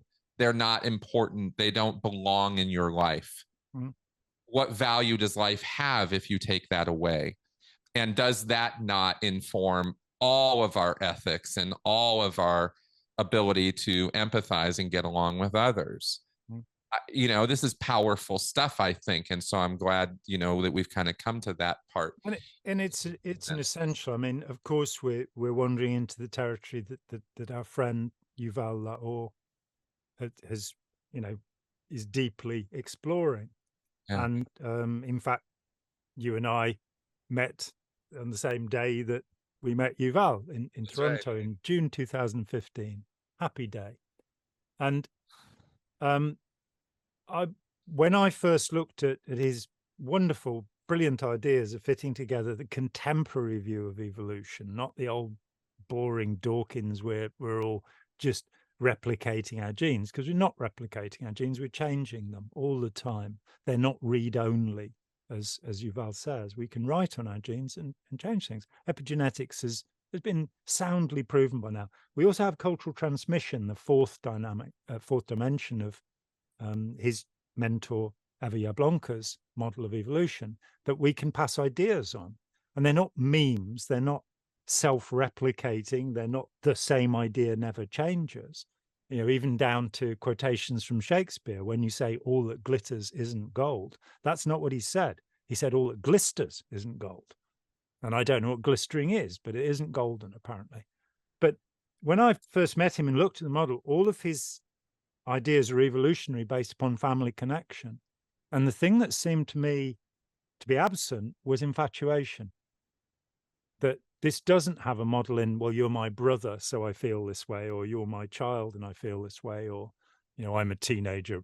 You know, so he has this brilliant structure. And we talked about that, and he very rapidly went off, studied limerence, as some psychologists call it. But that idea of something new, something that will give us a buzz, it does trap people. And, you know, we might spend a couple of minutes here because I'd intended to do this, because Yuval has said that he hasn't, you know, he's got a model of how people become convinced of Scientology, but he doesn't have any examples, which I thought was really weird, because I could immediately think of 5 books, including my own, where people talk about That's right. their peak experiences in Scientology. But I told him when I left, I just got curious. We could talk about this stuff now. We weren't forbidden from talking about our experiences anymore. We didn't have to pretend that we had supernatural powers or any of that rubbish. And for fully a year, meeting hundreds of former members, because that was the most intense period for me of meeting ex-members, I would ask time and time again, what was it that convinced you that Scientology was right? And generally what people would say, in fact, there were only 2 answers that I remember from that whole period. One was that they did training routine 0 and they had a weird euphoric experience. And the other was they'd have had a book 1 session based on the original version of Dianetics, which Hubbard, of course, cancelled because it was hypnotic in 1951. He said, you mustn't do this. But then in 1977, back it came. So they're, in both cases, they are experiences that people would describe as trance experiences. I don't like that word. People would call them altered states. For me, they're just states. They're not. There's no altering going on because there's no base state that we return to. So we have lots of different states. So here's a question for you, which is completely nothing to do with this. The points of peak experience in Scientology. Can you remember, going back, a point of euphoria that derived from either the study of Scientology or from a process or procedure in Scientology? I can recall many of them. Yeah. Well, give me one, and we'll move to the beginning of the incident. Tell me when you're there. Yeah, right. Okay, good. Yeah, move to the beginning. Then tell me when you're there. I remember one time having an auditing session and being absolutely blown away by a memory that I was having of something from millions of years ago. It had to involve space and my conception of a really, really, really, really big space or chunk of space that I was occupying or aware of, and feeling amazed and awestricken by it in the memory, and then duplicating that now was kind of how I modeled it. I could feel the hair on my arms standing, you know. Horripilation. Yeah, I called it that. And that was also, by the way, just, you know, I never popped out of my head in Scientology. I never saw myself from a corner of the room, as many people talk about. I've only actually met 2 people who, under questioning, really claimed that. Right. I did not said they felt as if they were outside of the head, but they couldn't perceive from the outside.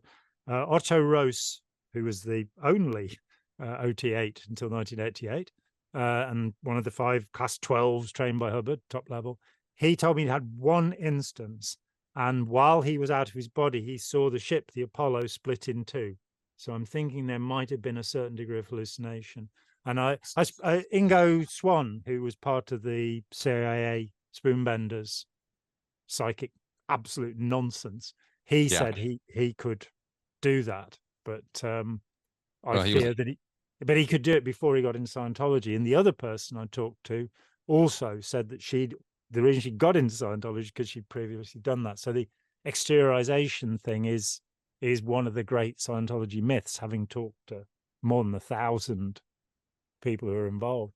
But I too have had that sense of as a self occupying an enormous space, which did come about when I was having auditing in Manchester in 1980 or something, when I was doing the class 2 course. And it's really interesting, isn't it? Because it's so utterly subjective, And it is just that you feel utterly elated, euphoric. In fact, we might even use the word ecstatic, which means to stand beside yourself. Ecstasis, literally. Oh, Yeah, it's a weird one, that, isn't it? yeah. Exhilarated, all those good, exuberant, all those E words, Yes. that. Yes. Okay, That, and that, another, I that like was that. the only that was the only thing I could interpret in Scientology as an exteriorization moment. Yeah.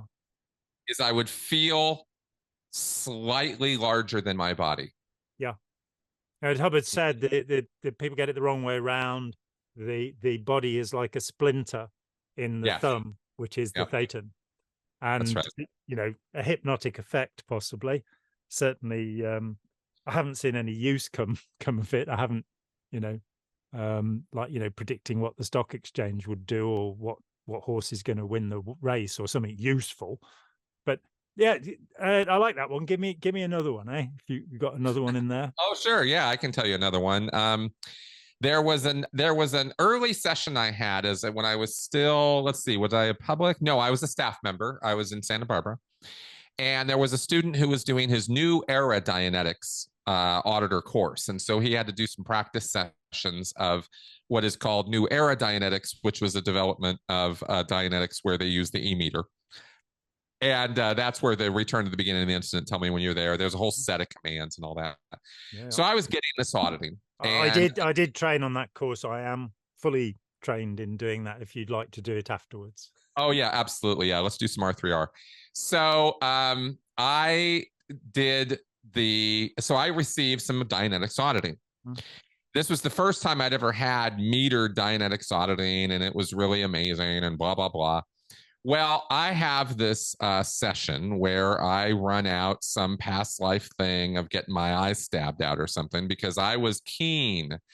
I was super keen to get rid of the glasses. And I had read and seen and heard that there had been a barrel of glasses that had been discarded by Scientologists in Phoenix back in the day. And Hubbard had processes for this. And I read those processes because I wanted to know how to do it. And I really wanted my eyes fixed.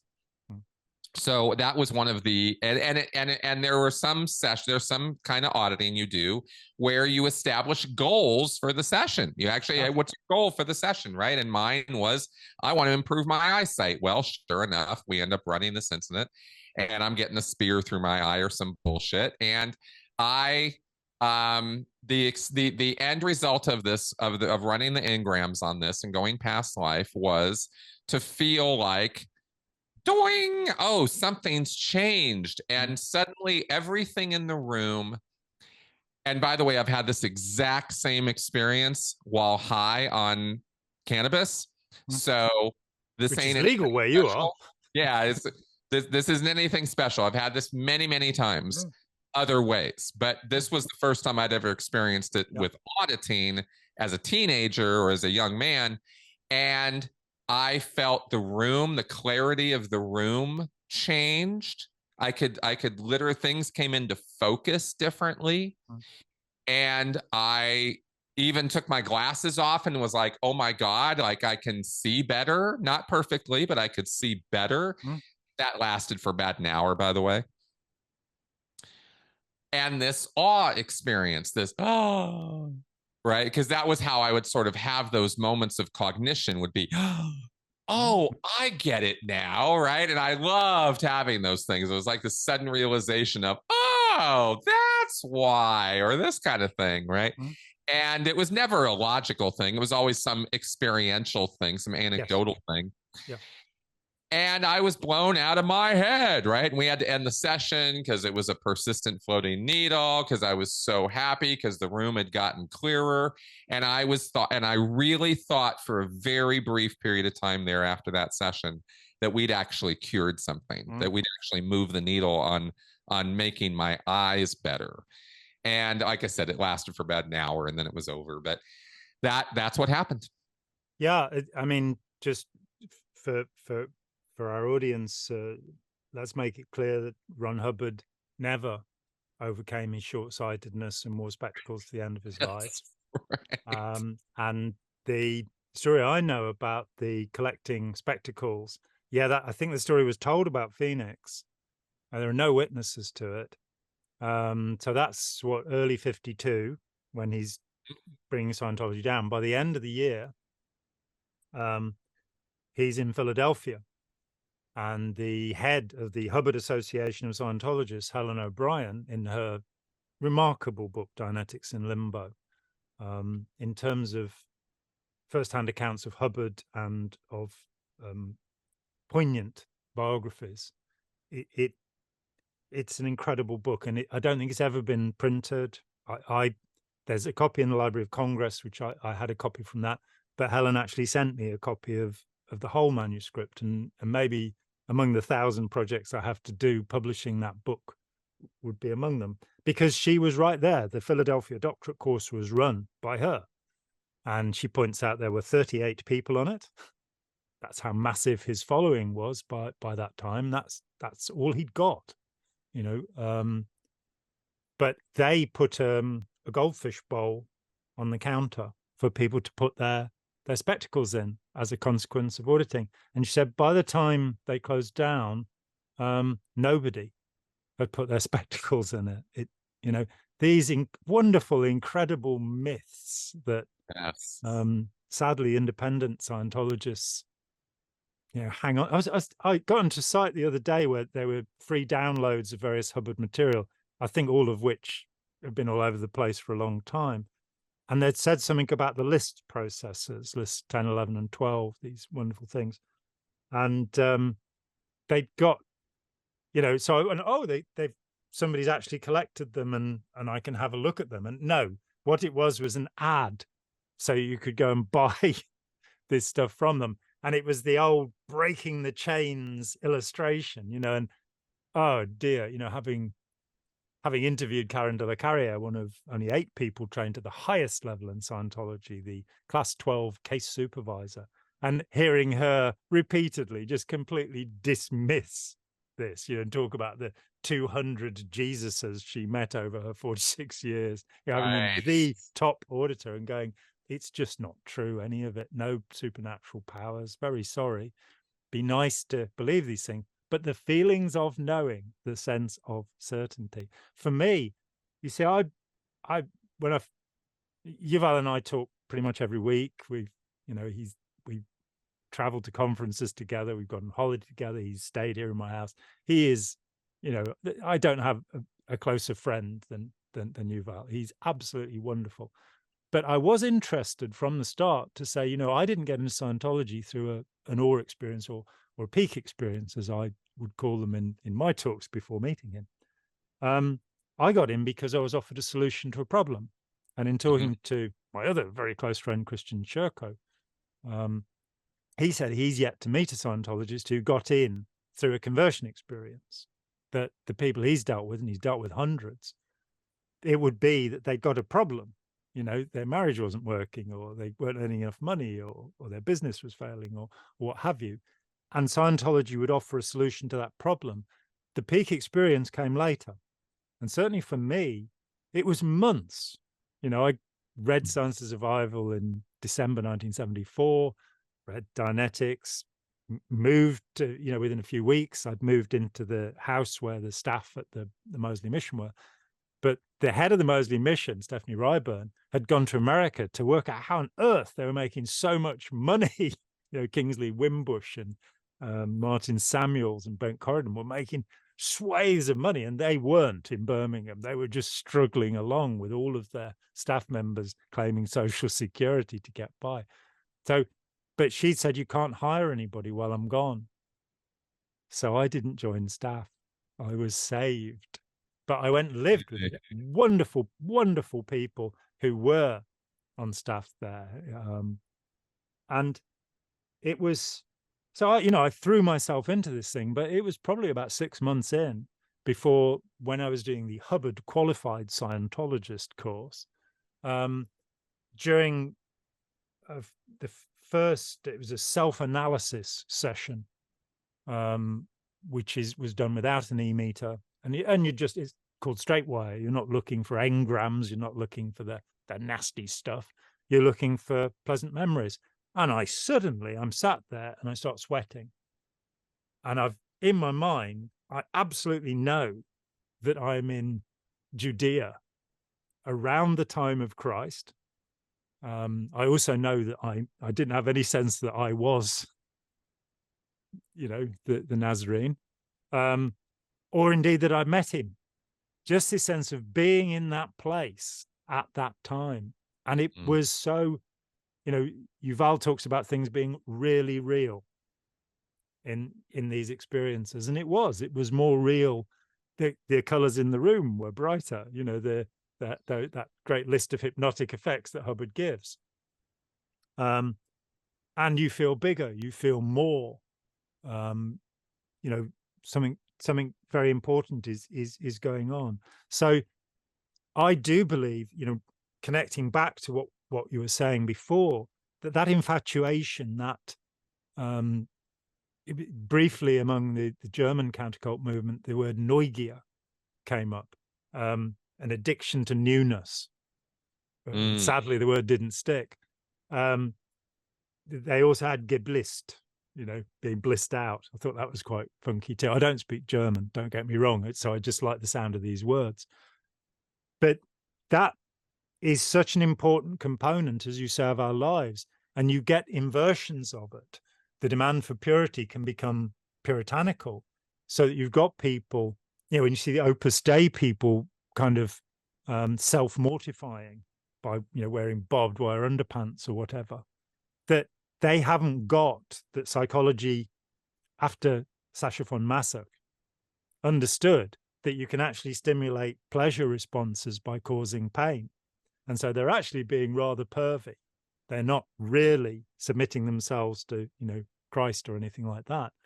So people develop a sense of reward. And I do think it's important to separate this out from dopamine and serotonin and the pretense that we understand what is going on in what you so correctly term the mind, not the brain. What is going on? Those things that reward us, those things that we feel are worth having.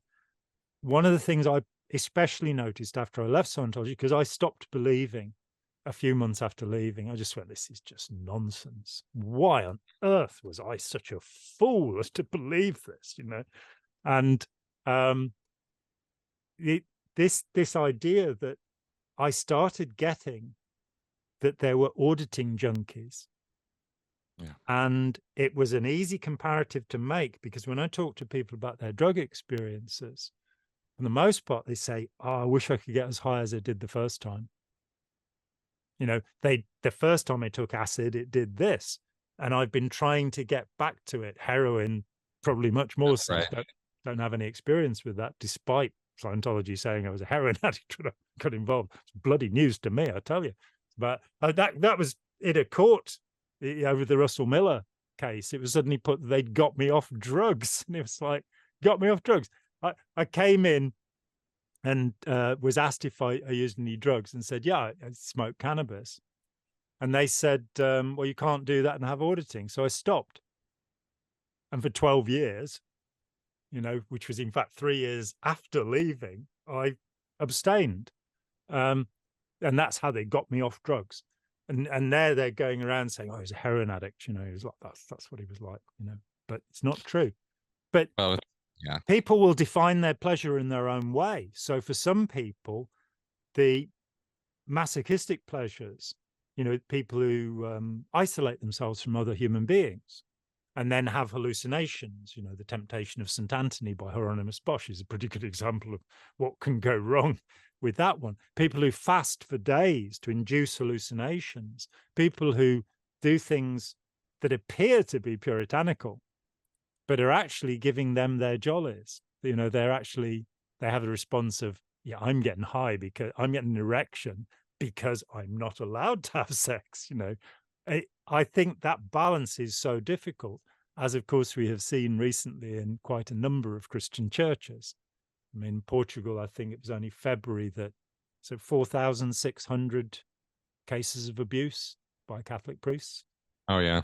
Australia was 8,000 in the Australian, and the Anglican Church, the Baptists, the Methodists, the Jehovah's Witnesses, one sect after another, we found out, are, because of their Puritanism, they're actually developing anti-social behaviors, because people want to get their jollies. We want to have some fun. You know, as the song said, it's not just girls just want to have fun. Boys want to have fun too, you know. And I'm sure that trans people want to have fun as well, you know. And, well, human beings, period, right? yeah, probably most kind of animals prefer to have fun. I don't know about earthworms, you know. I don't know what it would well, be. it is absolutely an outgrowth of our, you know, what tells our brain, what tells our life that we're succeeding, that we're doing what we're supposed to be doing. These kind of experiences, these peak experiences, these are the goals, these are the milestones along the road that we go, oh yeah, that's what this is all, that's what life's all about. And it's not just on drugs I'm talking about, or in auditing sessions, it's concerts, it's taking hikes, it's going to the beach, it's falling in love, it's so many things. I mean, there's not, well, there probably are a bunch of parents who don't necessarily think this, but I believe by far the majority experience of becoming a parent is one of those moments. It's I'm told I didn't have the experience of being there when my son was born. I did get to meet him, and believe me, when I did, even as an adult, it was mind-bogglingly amazing as an experience. But I'm told, you know, to be there when your baby is like right there is like, there's this feeling of overwhelming love. It's unreasonable, it's irrational, it is, and you know, you would die for this little thing. You would just, everything about you is now about this little creature, right? So clearly we are tuned biologically to have these things. And yet, again, kind of circling back now to the whole point of our podcast today, you try to talk to programmers about this and they're like, yeah, it doesn't matter. I don't have to know anything about any of that in order to train in will and intention and desire. And they keep going to this negative place. Well, what if they come up with, you know, what if the, you know, with the singularity happens and all these instructions, these massive layers and layers and layers of instructions that we're feeding into these computers, somehow an emergent property occurs of consciousness, and let's not talk about what that is because we don't know, but let's say it happens, and suddenly this thing it develops a will, an initiative, an ability to manifest intent that goes beyond any one level of its programming. And that's what an emergent property would be, right? Yes. And let's say that happens. Well, without awe, without emotional temperament, or you know, the ability to recognize a position and perspective, because we all think we're all that until we get amongst other people and suddenly realize we're not. And it's like, oh, that's it. We call that humility, humbleness, perspective. But it's just another way of thinking about reality. Well, is a machine ever going to think that? Could it think that? Are these important questions? Yeah, I kind of think they are, because that's what enables us to not hit the button. We've had the atomic weapons and the you know, the hydrogen weapons for decades now. We've come real close a couple times, but how come we haven't hit that button? Because of these factors. Absolutely. And there's an actual instance. So what about 1983, when there were troop maneuvers on the borders of the Warsaw Pact countries by the Western Allies, NATO, and there was a freak atmospheric disturbance which was registered by a Russian station as being a nuclear strike. Yep. And the colonel who was in charge decided not to do anything. Now, he lost his job, he was fired, and then he was awarded all sorts of medals by other countries, because if he had hit the button, then it was just a freak atmospheric disturbance. Really clever of NATO to have, you know, maneuvers on the bloody border and stimulate the thing. But yeah, and what you say, I mean, I was present when all four of my children were born, and it's an incredible moment. And I remember with my firstborn that my mind changed, that I have been against capital punishment all of my life. But I realized that if anybody harmed this creature, I would kill them. I wouldn't wait for anybody else to do it. And that was so much against my ethics. As Yuval points out, when people, would go to China and adopt a baby, or Romania or wherever and adopt a baby, frequently it'd be said, how did the person giving us this baby know that this would be just the right baby for us? That love reaction is so intense. And yeah, we want, I think we want, part of our experience is to have that infatuation, that joy, that sense of awe, the peak experience. But I think there's also the routine experience, that of the small pleasures, like the 85% chocolate, That's right. or a cup of coffee. Sadly, that my digestion doesn't respond well to coffee. I think it's the only thing now. I've had decades of, I couldn't drink alcohol for 20 years because it upset me immediately. It's like, that's no fun, is it? Now I can, and it's okay, and I don't really want to particularly, but that, coffee is a thing that's still difficult for me for some unknown reason. But I really get it, because I really used to love coffee. That, somebody has that small repeated pleasure. It's not an awe experience, but it's something safe and comfortable in life that, you can have a slice of pizza. I can't because I'm gluten intolerant, but you can have a slice of pizza or whatever that is making life good. And then if you sometimes, I have the great good fortune, said to be very happily married. And my wife and I came to a decision that we would seek to spend a day of the week together, or most of the day, because we have different sleep schedules, every week. And that day we would discuss nothing contentious or upsetting. We would not answer the phone, not look at our email or any of that stuff. We would just spend the time together, listening to music, talking, and whatever else, and enjoy each other. And it's been working, for a year and a half now. And so that sense of having, programming a peak experience in, almost, saying there'll be this, we call it the Sabbath, this oasis from the rest of the world, it works very well. And I think having it comes back to, will a computer ever be able to listen to music and say, oh, wow. And if it does, will it bother with us anymore? Will it go, right, I'm just going to listen to music now? And there's the singularity just going, pop. That's right. I'm not being Facebook anymore. I'm not wasting my time on that. Exactly. Oh, dear.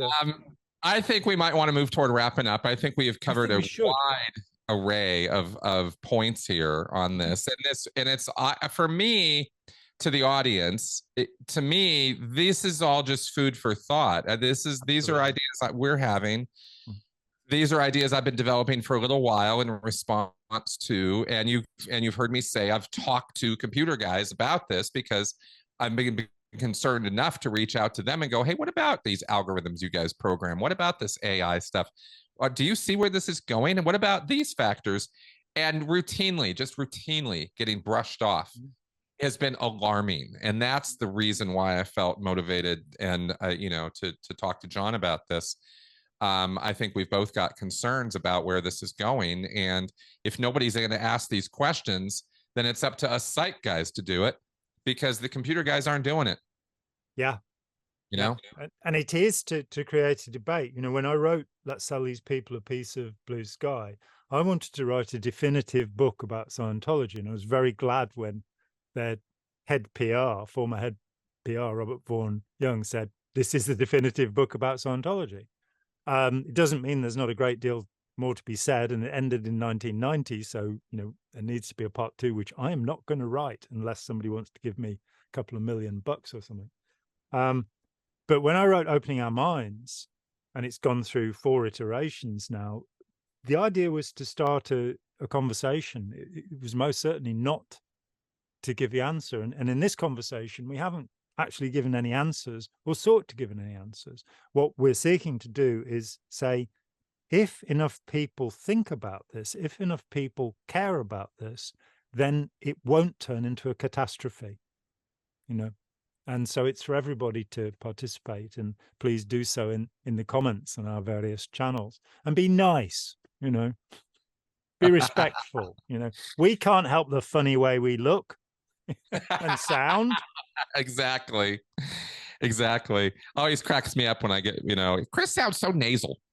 Sorry. Yeah, take your nose off, Chris. I know, right? I'm sorry. Sorry, I am who I am. All right, John, thanks for joining me for this. This was a lot of fun. I think we talked about some important stuff, and I hope the audience agrees. Yeah, and do so by subscribing and throwing money at us and telling all your mates about it. All the usual nonsense that people demand on these things. Yeah, exactly. Thanks, Chris. Thanks, everybody. Hi, John here. Thanks for watching. We'd appreciate it very much if you would click like, as well as subscribe, and click the bell for notifications. Every dollar helps, and we welcome new patrons on Patreon, or you can make a one-off payment with any currency through PayPal. Thanks so much.